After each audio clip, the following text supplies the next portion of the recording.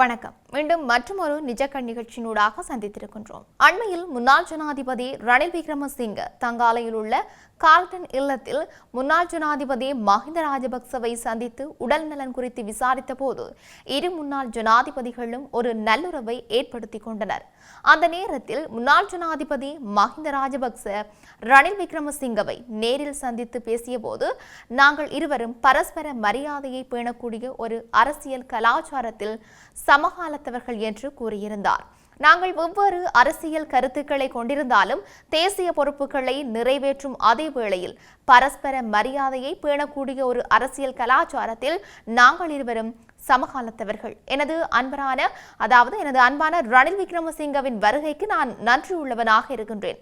மைத்ரி விக்ரமசிங்கவையும் மரியாதையுடன் நினைவு கூறுகின்றேன் என்றும் மஹிந்த ராஜபக்ச கூறியிருந்தார். இந்த சந்திப்பு குறித்து மஹிந்த ராஜபக்ச தனது அதிகாரப்பூர்வ முகநூலில் ஒரு பதிவை வெளியிட்டு கருத்து தெரிவித்தும் இருந்தார். இதேபடி இருக்க தனியார் பேருந்து பயணிகளுக்கு டிக்கெட் வழங்குவது நாளை முதல் கட்டாயமாக்கப்படும் என்று மேல் மாகாண வீதி பயணிகள் போக்குவரத்து அதிகார சபை அறிவித்திருக்கின்றது.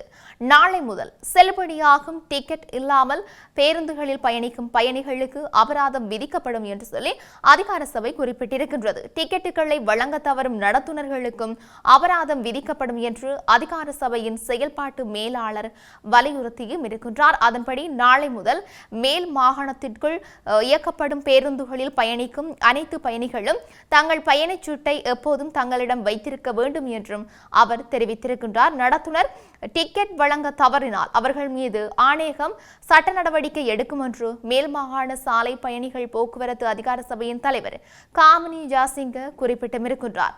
ஒரு பயணி டிக்கெட் பெறவில்லை என்றால் அவர்களுக்கு ரூபாய் 100 அபராதம் விதிக்கப்படும். மேலும் பயண கட்டணத்தை விட 2 மடங்கு கட்டணம் வசூலிக்கப்படலாம் என்றும் அவர் தெரிவித்திருந்தார். தொடர்ச்சியாக வடக்கு கிழக்கு வலிந்து காணாமல் ஆக்கப்பட்டவர்களின் உறவினர்களின் சங்கத்தின் ஏற்பாட்டில் சர்வதேச நீதி கோரி சுழற்சி முறையிலான உண்ணாவிரத போராட்டம் இன்றைய தினம் செவ்வாய்க்கிழமை 6வது நாளாக யாழ்ப்பாணத்தில் நடைபெற்றது. குறித்த போராட்டம் யாழ் செம்மணியில் கடந்த 25ஆம் தேதி ஆரம்பமாகிய நிலையில் எதிர்வரும் 1ஆம் தேதி வரை நடைபெற இருக்கின்றது. இலங்கையில் நடைபெற்ற உள்நாட்டு யுத்தத்தின் போது நிகழ்த்தப்பட்ட மனித உரிமை மீறல்கள் மற்றும் வலிந்து காணாமல் ஆக்கப்பட்டவர்கள் உள்ளிட்ட விவகாரங்களுக்கு நீதி வேண்டியும் உள்நாட்டு பொறிமுறையை நிராகரித்தும் சர்வதேச விசாரணையை வலியுறுத்தியும் செம்மணி விவகாரத்திற்கு நீதி கோரியும் குறித்த உண்ணாவிரத போராட்டம் ஆரம்பிக்கப்பட்டது. குறித்த இந்த போராட்டத்தில் வடக்கின் 5 மாவட்டங்களைச் சேர்ந்த வலிந்து காணாமல் ஆக்கப்பட்டவர்களின் உறவினர்கள், செயற்பாட்டாளர்கள் மற்றும் பொதுமக்கள் கலந்து கொண்டுள்ள நிலையில் போராட்டத்தின் ஆரம்பத்தில் அணையா விளக்கு பகுதியில் சுடரேற்றி மலரஞ்சலி செலுத்தி போராட்டம் ஆரம்பமானது.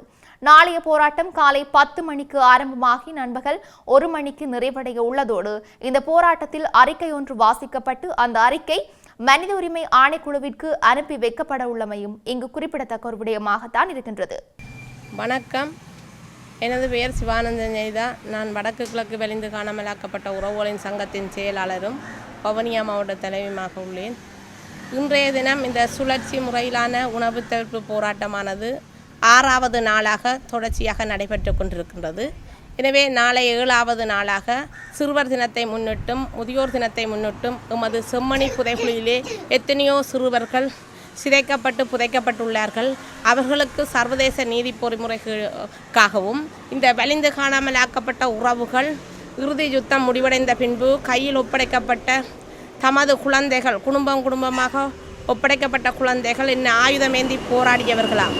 அவர்களுக்காக என்ன நடந்தது என்பதை கேட்பதற்காகவும் இந்த சர்வதேசத்துக்கு இந்த 60வது கூட்டத்தொடர் நடைபெற்று கொண்டிருக்கின்ற வேளையில் நாம் எமது உறவுகளுக்கு சர்வதேச நீதி பொறிமுறை ஊடாக நீதி வழங்க வேண்டும் என்று தொடர்ச்சியாக கேட்டுக்கொண்டிருக்கின்றோம். எனவே நாம் உள்ளக பொறிமுறையை முற்றாக நிராகரிக்கின்றோம். சர்வதேச பொறிமுறையே எமக்கு வேண்டும். அதே போன்று இந்த அரசுகள் ஜெனீவாவிலே கூட்டத்தொடரில் போய் சொல்லிக் கொண்டிருக்கிறார் ஜனநாயக நாட்டில் எந்த ஒரு பிரச்சனையும் இல்லை என்று. தற்போது எடுத்து பார்க்கின்ற போது இந்த மன்னார் மாவட்டத்திலே தமது நிலம் பறிபோகக்கூடாது, தமது வளங்கள் அழிக்கப்படக்கூடாது என்ற ஒரு இடத்திலே தான் அந்த மக்கள் தாமாக கிளந்தெழுந்து அந்த காற்றாலைகள் கனிய வளங்கள் அகழ்வுகளை தடுத்து நிறுத்தி தமது நாடு நீரில் மூழ்கிவிடும் என்ற ஒரு அச்சத்தின் காரணமாகவே அவர்கள் தமது உரிமையை வென்றெடுப்பதற்காக போராடி வருகின்ற போது இந்த ஸ்ரீலங்காவில் இருக்கின்ற மக்களுக்காக நியமிக்கப்பட்ட போலீஸ் உத்தியோகத்தர்கள் அவர்களை அடாவடியாக இரவு வேளையில் பெண்ணென்றும் பார்க்காமல் ஒரு மதகுரு என்றும் பார்க்காமல் மக்களை அடாவடித்தனமாக தாக்கி மிலேச்சத்தனமாக ஒரு நாட்டிலே தமிழ் மக்களை எப்படியான உரிமைகளுக்கு மறுக்கப்பட்டு அடக்கப்படுகின்றார்கள் என்பதை அந்த ஊடக வாயிலாக அனைவரும் பார்த்து கொண்டிருப்பார்கள். எனவேதான் நாம் கேட்கின்றோம், தமிழ் மக்களுக்கு எந்த ஒரு உரிமைகளும் வழங்கப்படாமல் இங்கு மறுக்கப்பட்டு கொண்டிருக்கின்றது. எனவே இந்த உள்நாட்டிலே இந்த அரசுகள் மாறி மாறி ஆட்சிக்கு வந்து கொண்டிருக்கின்றார்களே தவிர எந்த ஒரு தமிழர்களுக்கும் எந்த ஒரு அரசும் நீதி வழங்கப் போவதில்லை. அவர்களது பௌத்த பேரின வாதத்தையே நடத்தி கொண்டிருக்கின்றார்கள். எனவே நாம் இந்த வேளையில் கேட்கின்றது, தமிழினத்துக்கு நடைபெற்றது இனப்படுகொலை என்பதையும் இந்த சர்வதேச பொறிமுறையூடாக இந்த தமிழ் மக்களுக்கு நீதியை வழங்க வேண்டும் என்பதற்காகவும் நாளைய தினம் காலை 10 மணி அளவிலே இந்த உணவு தவிர்ப்பு போராட்டத்தை முடிவடைகின்ற போது நாம் ஒரு அறிக்கையினை மனித உரிமை பேரவைக்கு அனுப்பி வைப்பதாகவும் இந்த தமிழ் மக்களாகிய நாங்கள் அனைவரும் ஒன்று திரண்டு இந்த இடத்திலே ஒன்று கூடி நீதியை பெறுவதற்கு அனைவரும் ஒத்துழைக்க வேண்டும் என்பதை, நாம் ஒரு தேசத்தை கட்டியெழுப்ப வேண்டுமாக இருந்தால் ஓர் இனமாக நாம் அன்றைய நாளாவது எல்லோரும் ஒத்துழைத்து நாம் இந்த நீதியை கேட்பதற்கு அனைவரும் வருகை தரும்படியும், இதில் மதகுருமார்கள், பல்கலைக்கழக மாணவர்கள், அரசியல் தலைவர்கள், பொதுமக்கள்கள், இளைஞர்கள், யுவதிகள், கடற்றொழிலாளர் சங்கங்கள், முச்சக்கர வண்டி உரிமையாளர்கள், வர்த்தகர்கள், பேருந்து உரிமையாளர்கள் என அனைவரும், இந்த காணாமலாக்கப்பட்ட உறவுகள் அனைவரும் இந்த போராட்டத்துக்கு கலந்து இந்த போராட்டத்தினை வலுப்படுத்தி நாம் நீதி பெறுவதற்கு அனைவரும் ஒத்துழைக்குமாறு அன்போடு கேட்டுக்கொள்கின்றேன். நன்றி. இவையொருபுறம் இருக்க, தமக்கான ஊதிய உயர்வு மற்றும் கடந்த காலங்களில் கிடைக்கப்பெற்று தற்போது நிறுத்தப்பட்ட சில சலுகைகளை மீள வழங்கல் உள்ளிட்ட பல கோரிக்கைகளை முன்வைத்து யாழ் பல்கலைக்கழக ஆசிரியர் சங்கம், இலங்கை பல்கலைக்கழக ஆசிரியர் சங்கங்களின் சம்மேளனத்துடன் இணைந்து ஒரு நாள் அடையாள போராட்டம் ஒன்றை இன்றைய தினம் முன்னெடுத்திருந்தனர். யாழ் பல்கலைக்கழகத்தின் பிரதான நுழைவாயிலை மறைத்து முன்னெடுக்கப்பட்ட குறித்த எதிர்ப்பு தெரிவிக்கும் அடையாள போராட்டம் இன்று காலை 10:15 மணிக்கு பல்வேறு கோஷங்கள் அடங்கிய பதாகைகளை ஏந்தியவாறு முன்னெடுக்கப்பட்டது.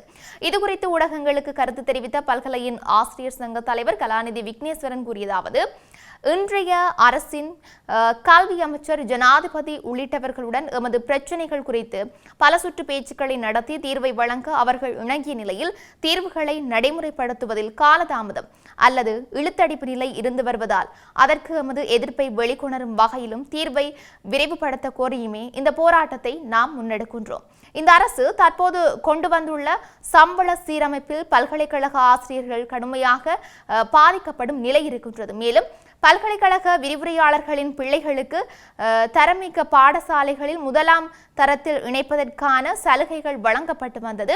அதை இந்த அரசு நிறுத்தியிருக்கின்றது. இவ்வாறான பல பிரச்சனைகளை நாம் எதிர்கொண்டு வரும் நிலையில் அரசுடன் பேச்சுக்களை நடத்தி தீர்வை எட்டியிருந்தோம். ஆனால் அந்த தீர்வை நடைமுறைப்படுத்த அரசு பின்னடிக்கின்ற நிலை காணப்படுகின்றது. இந்த நிலையில் குறித்த பிரச்சினைக்கு தீர்வை விரைவுபடுத்தும் நோக்கிலேயே இந்த ஒரு நாள் அடையாள போராட்டம் முன்னெடுக்கப்படுகின்றது. எனவே நாட்டின் முதுகெலும்பான பல்கலைக்கழக கட்டமைப்பை வலுப்படுத்த அரசு நடவடிக்கை எடுப்பது அவசியம் என்று அவர் தெரிவித்தும் இருந்தார். இப்படி இருக்க நாட்டில் இன்னும் என்னெல்லாம் நடக்கப் போகின்றது என்று சொல்லி நாங்களும் பொறுத்திருந்து பார்க்கலாம். மீண்டும் மற்றொரு பதிவினூடாக சந்திக்கலாம். வணக்கம்.